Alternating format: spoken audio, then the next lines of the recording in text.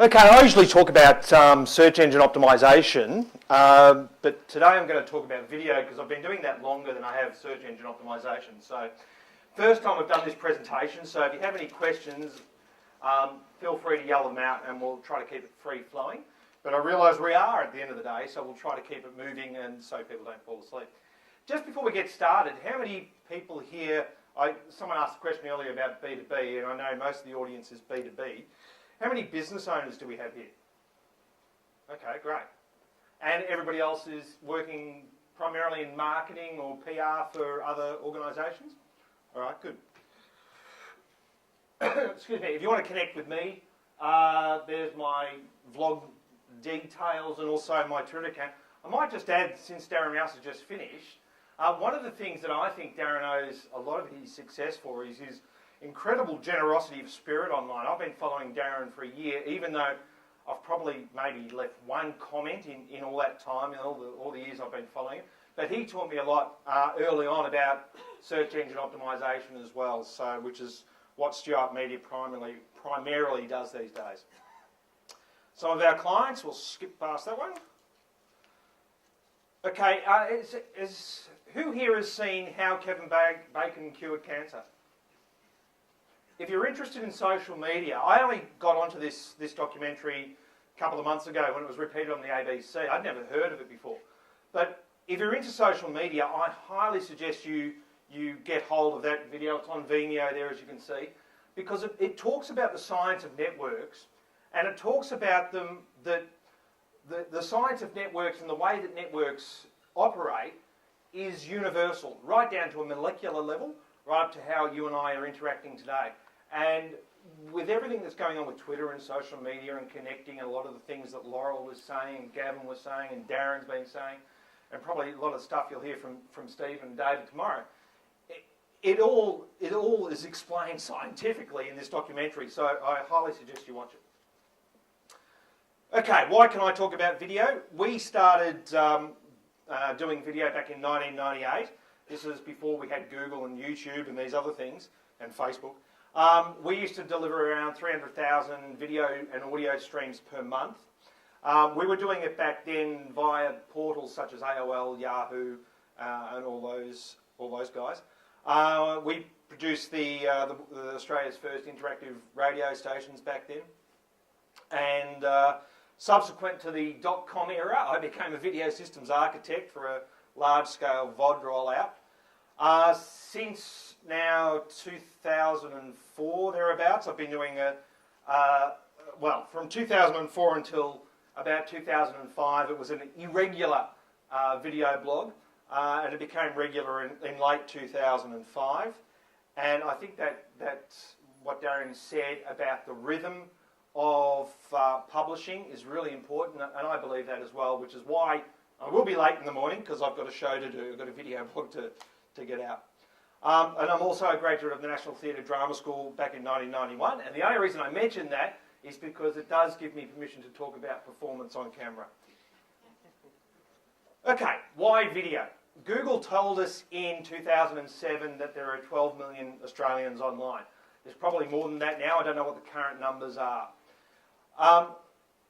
We now know that YouTube is the second biggest search engine out there.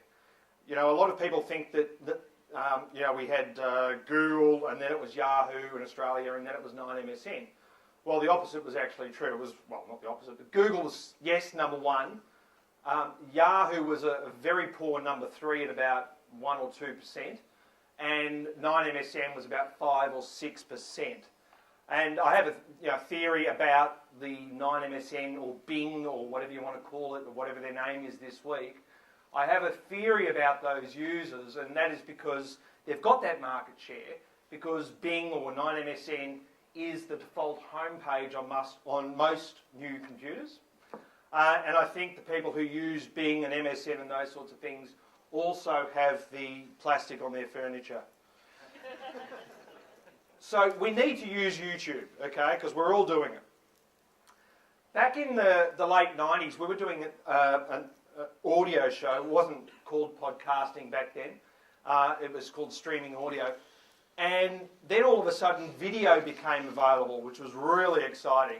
This is in the era of Mark Cuban's broadcast.com, if you remember that. And we were working with a music company called Undercover, and the principal of that company, a guy called Paul Cashmere, said to me when video came out, he said, "You've got to go video." I said, "Why?" I said, "It's not going to add anything to what we're already doing." And he said, "Well, it will." He said, "The difference between audio is that you're always going to be thought of as radio in today's psyche." He said, "Once you go to video, you're regarded as television." And it's that difference of authority that comes from being on camera. It has also helped me enormously in meeting new clients. Because if they're following the video blog, they already know who I am. I've got no idea who they are. But there's this assumption that they already know me. They've already made my acquaintance. And I think it carries more impact even than reading someone's blog, is because you're seeing the person's intonations, you're seeing the way they react to certain things or the opinions that they have. And as we know, verbal communication's only about, 10%, something like that? I know someone's probably got a better figure. And the rest is visual. So if you can do video, you're going to be one step ahead. I'll just show you this video for those who haven't seen it. I think video carries a lot more impact, or can carry a lot more impact than text. Yes, video is linear. Yes, you have to sit through it.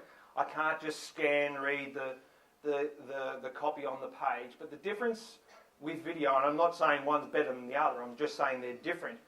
And the difference with video is that you get a chance to create an impact and show things and guide the user through things that you can't really do with the blog. They can shoot off because it's not linear. I'll show you what I mean. Oh, wait a minute. We'll go back. We'll turn that up. And they can also be tested by a classification board. The same people who do the testing on TV, radio, and books and magazines now. Let me interrupt you there, because we've actually got a video comment and a question from Jim Stewart of Melbourne that addresses one of the points about this blacklist. Let's hear from him.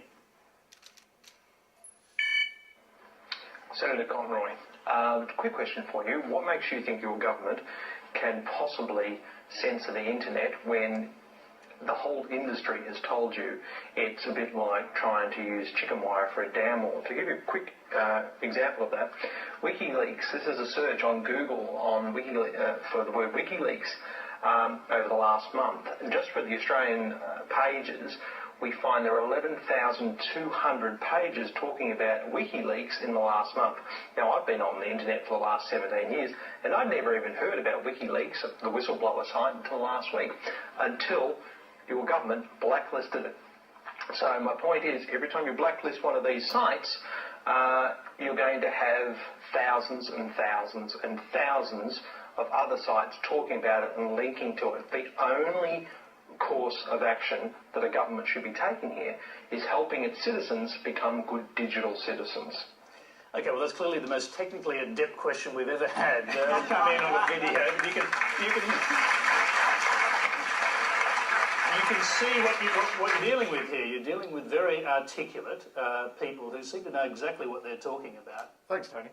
Now, the reason I showed you that is because it got instant impact. They didn't publish they brought out a wad of emails, and in case you haven't guessed it, I'm fairly passionate about the internet being left alone by governments.